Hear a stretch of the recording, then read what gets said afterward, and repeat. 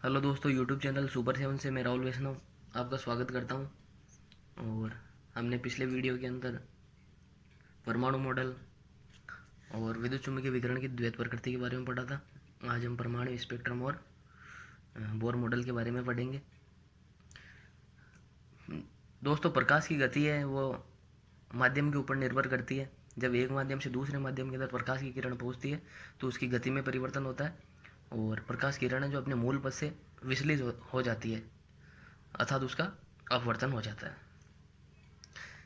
जब हम श्वेत प्रकाश की किरण को अब प्रिज्म पर आपतित करते हैं तो विरल माध्यम से सघन माध्यम में श्वेत प्रकाश की किरण प्रवेश करती है, जिससे ये अपने मूल पथ से विचलित होकर अपने अवयवी घटकों 7 रंगों के अंदर विभक्त हो जाती है, अर्थात इसका अपवर्तन हो जाता है और ये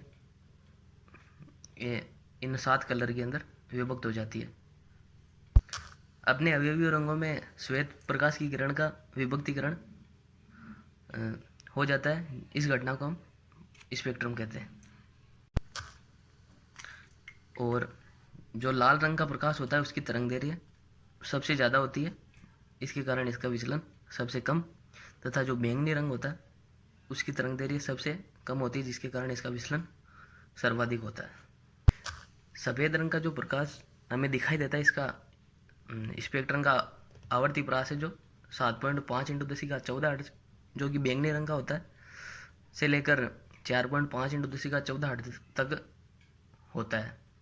इसका कारण यह है कि दोस्तों कि हमने पढ़ा था कि C बराबर न्यू लेमडा, अर्थात न्यू प्रोपोर्शनल टू 1/लेमडा, अर्थात लेमडा अगर लेमडा का मान बढ़ेगा तो न्यू का मान घटेगा। चूँकि हमें पता है कि लाल रंग की प्रकाश की तरंगदैर्घ्य सबसे ज़्यादा होती है, इसलिए इसकी आवर्ती का मान सबसे कम, तथा बैंगनी रंग के प्रकाश की तरंगदैर्घ्य सबसे कम होती है, अतः इसकी आवर्ती का मान सर्वाधिक होगा। अतः बैंगनी प्रकाश की आवर्ती सर्वाधिक 7.5 इंटू 10 का 14 हर्ट्ज प्राप्त होती है, जबकि लाल रंग के प्रकाश की आवर्ती 4.5 इंटू 10 का 14 हर्ट्ज प्राप्त होती है। और यह स्पेक्ट्रम सतत स्पेक्ट्रम कहलाता है, क्योंकि इसके अंदर सारे अवयवी जो प्रकाश की रंग वाली पट्टियाँ हैं वो प्राप्त होती है। दोस्तों, अब हम पढ़ेंगे उत्सर्जन स्पेक्ट्रम और अवशोषण स्पेक्ट्रम के बारे में। उत्सर्जन स्पेक्ट्रम क्या होता है दोस्तों कि जो परमाणु, अणु और आयन होते हैं उनमें विकिरण अवशोषण करने की प्रवृत्ति पाई जाती है। उत्सर्जन स्पेक्ट्रम प्राप्त करने के लिए किसी प्रतिदर्श को हम गर्म करते हैं या फिर विकिरणित करते हैं, जिससे कि ये जो आयन या फिर परमाणु है ये अस्थायी अवस्था या उत्तेजित अवस्था के अंदर पहुंच जाते हैं और अपनी स्थायी अवस्था प्राप्त करने के लिए ये ऊर्जा को निष्कासित करते हैं। और ये जो ऊर्जा का निष्कासन है ये विकिरण के रूप में करते हैं। और जो ये उत्सर्जित विकिरण है इसे हम फोटोग्राफिक प्लेट पर प्राप्त करते हैं और इनकी जो प्रतिबिंब है फोटोग्राफी प्लेट पर, उसे हम इसकी तरंगदैर्घ्य या आवर्ती को रिकॉर्ड कर लेते हैं। इस प्रकार से प्राप्त जो स्पेक्ट्रम होता है उसे हम उत्सर्जन स्पेक्ट्रम कहते हैं। और अवशोषण स्पेक्ट्रम क्या होता है दोस्तों, ये उत्सर्जन स्पेक्ट्रम के फोटोग्राफिक नेगेटिव की तरह होता है। फोटोग्राफिक नेगेटिव का अर्थ है दोस्तों कि जब हम फोटोग्राफिक प्लेट पर हम उत्सर्जन स्पेक्ट्रम का जो प्रतिबिंब प्राप्त करते हैं तो उसके अंदर काला भाग तथा जो ये प्राप्त विकिरण है, उत्सर्जित विकिरण, ये चमकीली रेखाओं के रूप में प्राप्त होता है। जबकि अवशोषण स्पेक्ट्रम के अंदर जो ये प्रतिबिंब प्राप्त होता है फोटोग्राफिक प्लेट पर, वो उत्सर्जन स्पेक्ट्रम की बिल्कुल उल्टा होता है। अर्थात जहाँ पे हमें फोटोग्राफी प्लेट के अंदर उत्सर्जन स्पेक्ट्रम की काला भाग प्राप्त हो रहा है, वो हमें अवशोषण स्पेक्ट्रम में उसकी जगह चमकीला, तथा जहाँ उत्सर्जन स्पेक्ट्रम के अंदर चमकीला भाग प्राप्त हो रहा है वहाँ अवशोषण स्पेक्ट्रम में काला भाग प्राप्त होगा। जब एक सतत विकिरण को प्रतिदर्श पर डाला जाता है तो कुछ विकिरण तरंगदैर्घ्य का अवशोषण कर लेता है और द्रव्य द्वारा अवशोषित विकिरण की संगत लुप्त तरंगदैर्घ्य चमकीले सतत स्पेक्ट्रम की गैर रिंग की रेखाओं में प्रदर्शित होता है। और उत्सर्जन स्पेक्ट्रम या अवशोषण स्पेक्ट्रम के अध्ययन को हम स्पेक्ट्रोमिति कहते हैं। और दृश्य प्रकाश का स्पेक्ट्रम सतत होता है क्योंकि इसके अंदर इसके जितने भी अवयवी जो रंग होते हैं वो सारे इसके अंदर मौजूद होते हैं। अब हम पढ़ेंगे परमाणु स्पेक्ट्रम या रेखीय स्पेक्ट्रम के बारे में। परमाणु स्पेक्ट्रम क्या होता है दोस्तों कि जब गैस अवस्था में हम परमाणु का उत्सर्जन स्पेक्ट्रम प्राप्त करते हैं तो ये सतत प्राप्त नहीं होता है, परंतु उनमें से केवल विशेष तरंगदैर्ध्य वाला प्रकाश ही उत्सर्जित होता है जिसके बीच में काले स्थान प्राप्त होते हैं। इसे हम रेखीय स्पेक्ट्रम या परमाणु स्पेक्ट्रम कहते हैं। अब हम पढ़ेंगे हाइड्रोजन का रेखीय स्पेक्ट्रम। हाइड्रोजन का रेखीय स्पेक्ट्रम क्या होता है दोस्तों, जब हम हाइड्रोजन गैस में विद्युत विसर्जन प्रवाहित करते हैं तो हाइड्रोजन अणु जो वियोजित हो जाता है और 2 हाइड्रोजन परमाणुओं में विभक्त हो जाता है, अर्थात अपनी उत्तेजित अवस्था प्राप्त कर लेता है। और यह अवस्था इनकी स्थायी अवस्था नहीं होती है, और अपनी स्थायी अवस्था प्राप्त करने के लिए क्या करते हैं, ये ऊर्जा का त्याग करते हैं, और ऊर्जा का त्याग ये विद्युत चुम्बकीय विकिरण के रूप में करते हैं। और इससे जो स्पेक्ट्रम प्राप्त होता है उसे हम हाइड्रोजन का रेखीय स्पेक्ट्रम कहते हैं। और हाइड्रोजन की रेखीय स्पेक्ट्रम के अंदर कई श्रेणियाँ होती हैं, और इन श्रेणियों को जिन जिन वैज्ञानिकों ने खोजा उनके नाम के आधार पर इनको नाम दे दिया गया। और जो इसका जो दृश्य क्षेत्र होता है उसको सन 1885 में बामर नाम के वैज्ञानिक ने खोजा था, और उसी के नाम के आधार पर इसे बामर श्रेणी नाम दे दिया गया। बामर ने स्पेक्ट्रमी रेखाओं को तरंग संख्याओं के रूप में प्रदर्शित किया था, जो कि निम्न सूत्र के अनुसार है। तरंग संख्या बराबर 1,09,677 into 1/2 square minus 1/n² semi inverse, जहाँ n का मान 2 से अधिक होगा, अर्थात कोई भी पूर्णांक जैसे 3, 4, 5 कोई भी धन पूर्णांक होगा। और इस सूत्र द्वारा जितनी भी वर्णित रेखाओं को हम बामर श्रेणी के अंदर रखेंगे। इस क्षेत्र की सारी रेखाएं दृश्य क्षेत्र के अंतर्गत आती हैं। स्वीडन के स्पेक्ट्रमी वैज्ञानिक रिडबर्ग ने हाइड्रोजन स्पेक्ट्रम की सभी श्रेणी रेखाओं को निम्न सूत्र द्वारा व्यक्त किया। तरंग संख्या बराबर 1,09,677 कोष्टक 1/n1² minus 1/n2² semi inverse, जहाँ n1 का मान 1, 2, 3, 4 कोई भी धन पूर्णांक होगा, और n2 का मान जो हम n1 का मान ले रहे हैं उससे अधिक होगा। जैसे अगर हमने n1 का मान 1 लिया है तो n2 का मान 2 हो सकता है, 3 हो सकता है, 4 हो सकता है, ऐसे आगे बढ़ता रहेगा। और जो 1,09,677 सेमी इनवर्स है इसे हम हाइड्रोजन का रिडबर्ग नियतांक भी कहते हैं। लाइमन नाम के वैज्ञानिक ने n1 का मान 1 लिया था, जिससे प्राप्त जो स्पेक्ट्रमी श्रेणी है उसे लाइमन श्रेणी कहते हैं। बामर ने 2 लिया n1 का मान, इसी प्रकार पासन ने 3 और ब्रैकेट ने 4, फंड ने 5 और हेम्बरी ने 6 लिया। और n2 का मान इस हिसाब से इनके n1 के मान से अधिक होगा। जैसे n1 1 लेने पर n2 का मान 2, 3, 4 आगे ऐसे बढ़ता जाएगा। और इससे प्राप्त जो श्रेणी है वो पराबैंगनी क्षेत्र से संबंध रखती है। और जो बामर की श्रेणी थी वो दृश्य क्षेत्र से, और बाकी जितने भी जो स्पेक्ट्रमी क्षेत्र प्राप्त हुए वो सारे अवरक्त क्षेत्र से संबंध रखते हैं। अब हम हाइड्रोजन के लिए बोर मॉडल पढ़ेंगे। रदरफोर्ड का जब परमाणु मॉडल फेल हो गया तब बोर ने अपना परमाणु मॉडल प्रस्तुत किया था। उसके अंदर निम्नलिखित बिंदु थे।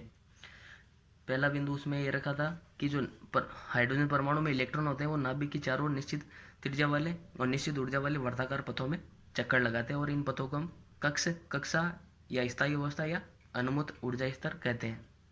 और प्रत्येक वर्ताकार कक्ष एक निश्चित ऊर्जा वाले होता है, जिसे हम ऊर्जा स्तर या ऊर्जा कोष कहते हैं। इसे इसने 1, 2, 3, 4 या KLM से प्रदर्शित किया।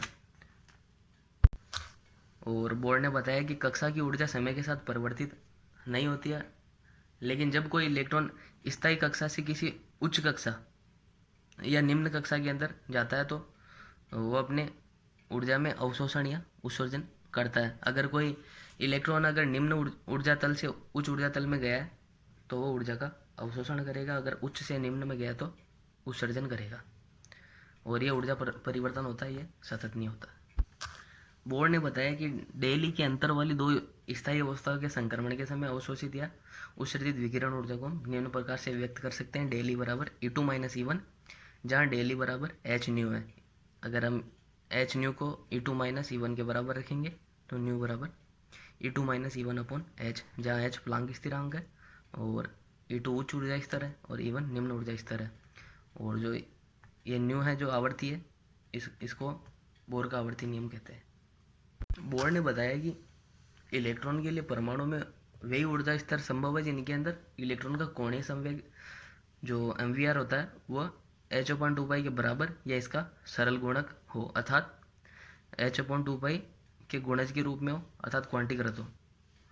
यानी MVR बराबर NH/2π, जहाँ M इलेक्ट्रॉन का द्रव्यमान, V इलेक्ट्रॉन का वेग और R है जो नाभिक से इलेक्ट्रॉन की दूरी है और H प्लांक स्थिरांक है, अर्थात इलेक्ट्रॉन का कोणीय संवेग क्वांटीकृत होता है, अर्थात h/2π का गुणज होता है।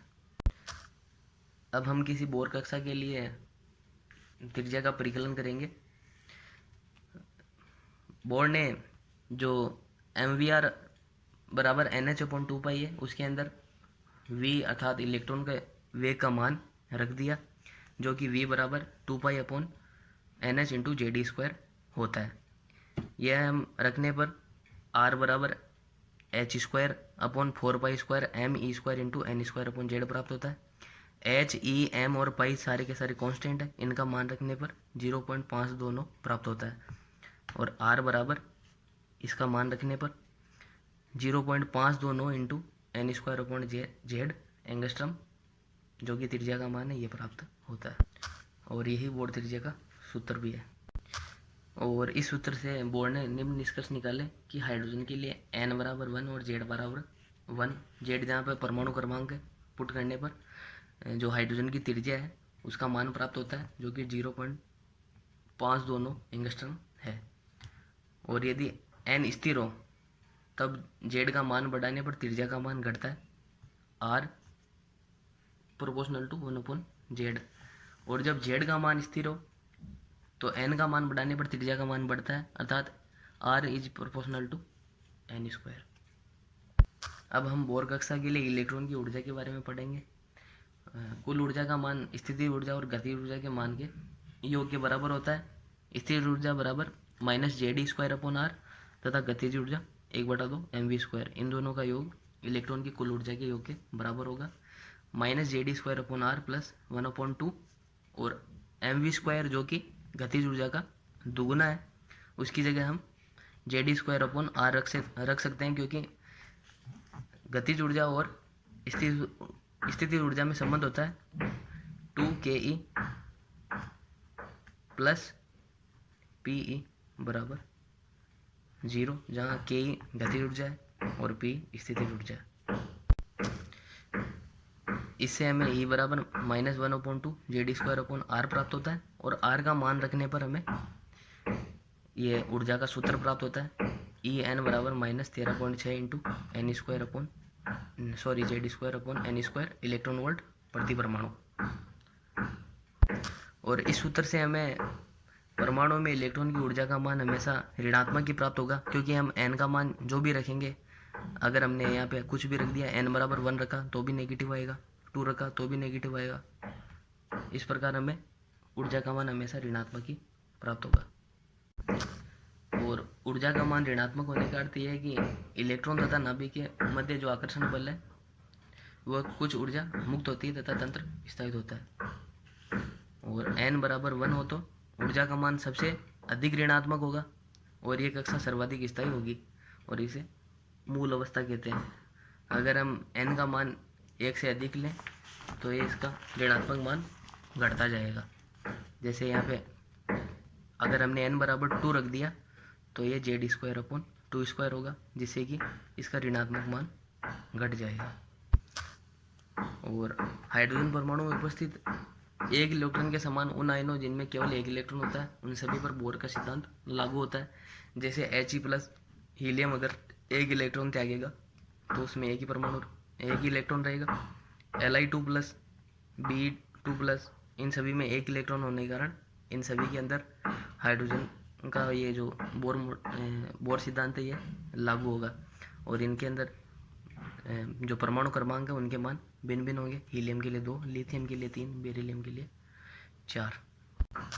अब हम बोर मॉडल की कमियों के बारे में पढ़ेंगे। बोर का जो सिद्धांत वो हमेशा एक इलेक्ट्रॉन वाले जो परमाणुीय आयन है इन पर लागू होता है और ये एक से अधिक इलेक्ट्रॉन वाले परमाणुओं पर बोर सिद्धांत विफल रहता है, जैसे helium plus, Li2+, Be3+, Na10+। इन सभी आयन्स के लिए परमाणु स्पेक्ट्रम लागू होता है, लेकिन एक से अधिक वाले इलेक्ट्रॉन पर यह विफल रहता है। और दूसरी कमी यह थी कि इस सिद्धांत के अनुसार जब इलेक्ट्रॉन दो ऊर्जा स्तरों के मध्य संक्रमण करता है तो केवल एक स्पेक्ट्रम ही रेखा प्राप्त होनी चाहिए, लेकिन ऐसा नहीं होता है। ये एक रेखा कई छोटी छोटी सूक्ष्म तरंगों के अंदर बटी हुई रहती है और इन सूक्ष्म तरंगों को बोर सिद्धांत जो समझा नहीं पाया। और तीसरी कमी यह थी कि ये जो बोर सिद्धांत है ये हमें स्टोर्क प्रभाव और जीमोन प्रभाव को नहीं समझा पाया। स्टोर्क प्रभाव क्या होता है? जब हम रेखीय स्पेक्ट्रम निर्माण के समय जब विकिरण उत्सर्जित करता हुआ स्रोत अगर हम विद्युत क्षेत्र के मध्य रख दें तो जो परमाणुीय स्पेक्ट्रम रेखा है वो बहुत सी छोटी छोटी रेखाओं में विभक्त हो जाती है। इस घटना को हम स्टोर्क प्रभाव कहते हैं। और जब हम रेखीय स्पेक्ट्रम निर्माण के समय विद्युत उत्सर्जित करता हुआ स्रोत अगर हम चुंबकीय क्षेत्र के मध्य रख दें तो स्पेक्ट्रम रेखा बहुत सी छोटी छोटी रेखाओं में बढ़ जाती है, इसे हम जीमोन प्रभाव कहते हैं। और इन दोनों प्रभावों की व्याख्या बोर सिद्धांत नहीं कर पाया। और यह सिद्धांत परमाणुओं के सहयोग से बनने वाली और ये जो बोर का सिद्धांत है ये परमाणुओं की आकृतियों परमाणु से बनने वाले अणुओं की आकृतियों को भी नहीं समझा पाया। और बोर ने बताया कि जो इलेक्ट्रॉन है ये वर्ताकार पथ में गति करते हैं और इनकी ऊर्जा निश्चित होती है, लेकिन बाद में जब डी ब्रोगली और हाइजेनबर्ग ने प्रयोग किए और अपने सिद्धांत प्रस्तुत किए तो उनके अनुसार इलेक्ट्रॉन का जो पथ होता है वो निश्चित नहीं होता, अनुमानित प्रकृति का होता है। और यह भी निश्चित नहीं होता कि इलेक्ट्रॉन तरंग की भांति व्यवहार करेगा या कण की भांति। और आज के लिए हम इतना ही पढ़ेंगे और अगले वीडियो में हम देखेंगे कि जो परमाणु तत्वों का जो इलेक्ट्रॉनिक विन्यास है वो किस प्रकार भरा जाता है और क्वांटम संख्या के बारे में हम पढ़ेंगे। धन्यवाद दोस्तों। और वीडियो को दोस्तों लाइक ज़रूर करें, सब्सक्राइब करें और शेयर कीजिए। धन्यवाद।